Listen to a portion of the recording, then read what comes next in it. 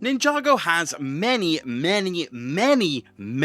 suit lines, many different incarnations and variations of our beloved characters, but with so many under the roster, of course there are always going to be little anomalies, and more specifically, just ones that fall under the shelf. And by that, I mean suit lines that just essentially were never completed, ones that did begin in Ninjago's run cycle but never actually saw an end. There are a lot of examples of this and a lot of fairly interesting ones, but there are certain outfits that I do want to point out that you think would be finished but aren't. So that is going to be what we do today. I'm going to show you off two specific suit lines that had its beginnings but have not seen anything else given to them since. Talk about what we got, how good they are, and whether or not they should be finished at some point down the line. And those two suit lines being the golden rebooted suits and also the future suits. But let me not waste any more of your time and let's get into the suit lines that Ninjago forgot. And here are the two suit lines we are talking about, both of them having only 2 entries,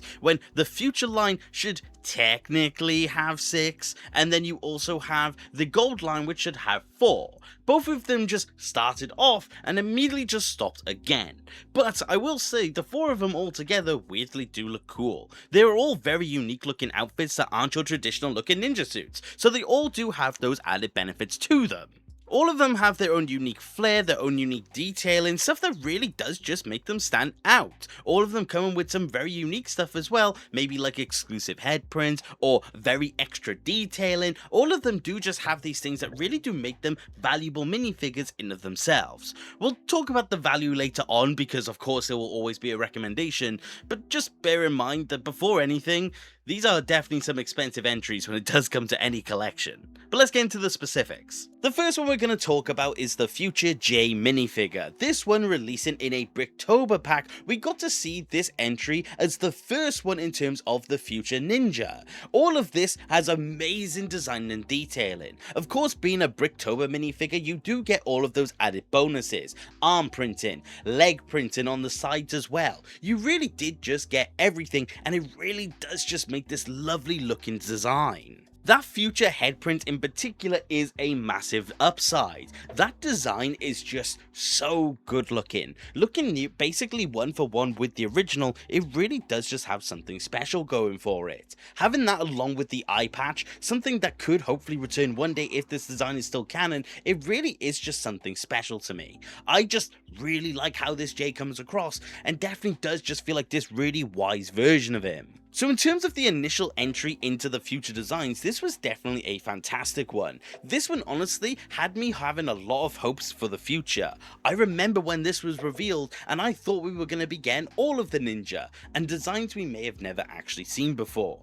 But of course, with retrospect in mind, it turned out that that was not going to be the case. But regardless, for a first future minifigure, it was amazing. Then followed it up with the Future Nia design. This one did release in one of the books and it was a fantastic addition to get, and certainly a surprise to a lot of people, because the torso and the legs are unique and new designs, both of them looking absolutely amazing, bringing together that iconic design in a very nice way and in combining the amazing colour palette at the exact same time.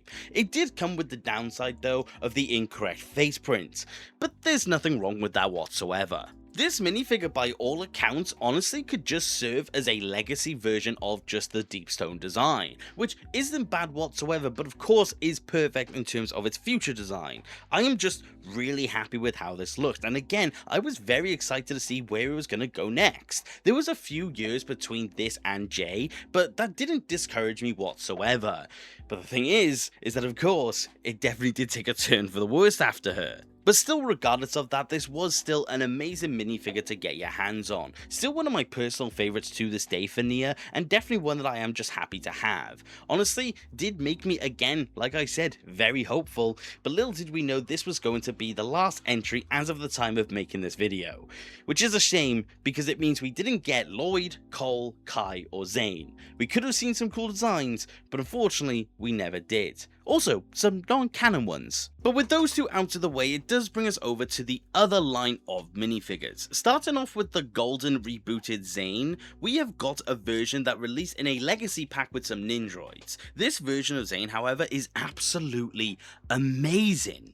This version of him has a perfect torso representation of that original design. It has plain gold legs, which are absolutely fine because it is by all account accurate. And whilst it isn't accurate in terms of the hoods and also the face, I'm still glad that we did get this hood.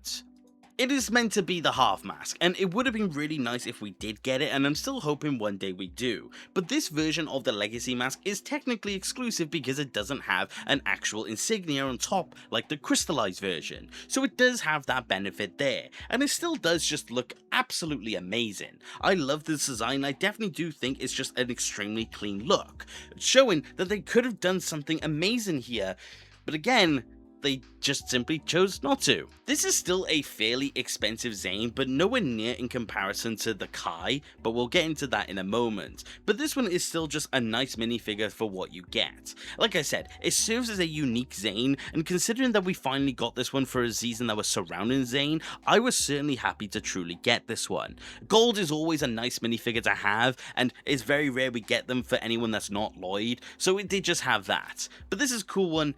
On to the last one, which is going to be the golden rebooted Kai. This version of Kai also released within an actual Bricktober pack, and this is definitely one of the most popular ones to this very day. The design and detailing are absolutely amazing. Having that fantastic and accurate torso, but actually giving us unique leg printing at the same time is a nice addition to have. Of course, the plane does look better in my opinion, but this does just look great, because the leg printing is inspired off of the kimono design. It also has a totally unique face print, which is also a massive positive. This smirk from Kai looks absolutely amazing and definitely is a very valued addition. In similar vein as well to the Zane, this one does have shoulder armor and also just a regular ZX hood. This again is not accurate, but does still look nice nonetheless. But you could always just remove it and have no mask and it would just look fantastic. Honestly, just a nice extra few bits if you did want that stylistic choice. This was the first one of the two that did release, and again it did give me a lot of hope. When we eventually got the Zane, I was even more happy, and then like I said, there was just no more to it. A massive shame, a severe disappointment, and definitely one that I wish they did actually continue on with. But this was an amazing, and still is an amazing Kai design. It's just a shame that he's one of the most expensive Kais to this very day, and that is definitely an altering factor when it does come to these minifigures on an overall scale.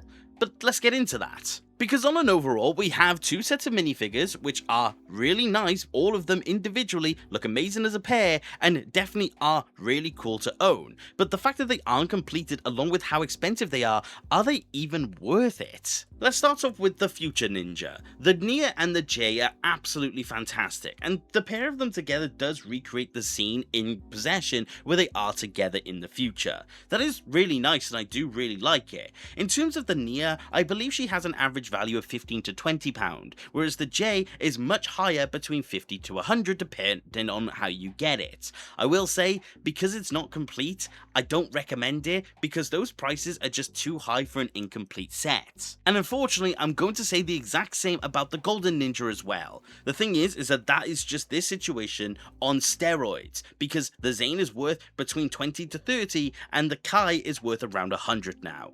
That is way too much for a set of Ninja that have no indication on actually being finished. It would be nice and I would love to recommend them, but the price along with that factor really does just put me against it. I don't think it's worth your money if you want a set of Ninja.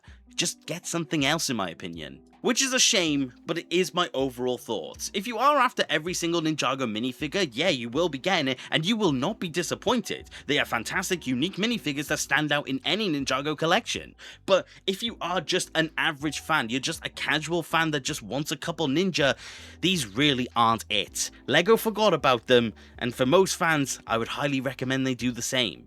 Which I hate to say, but it is just unfortunately the truth. But I would love to know, have you got them? Have you not got them? Do you want them or do you not want them? Or do you want the lines to be finished? I would love to know your thoughts, because who knows what happens in the future. But as of now, they've seemingly been forgotten, which is a massive shame, but what can you do? But thank you very much for watching the video, and I do hope you enjoyed, and if you did, please consider subscribing. I love discussing Ninjago with more people. And if you do want to support the channel any further, which you do not have to, you could always become a channel member and join the legends that you see on screen. Each of your support means the absolute world to me. I truly cannot thank you enough for it. But like I said, that's about it for today, and take care.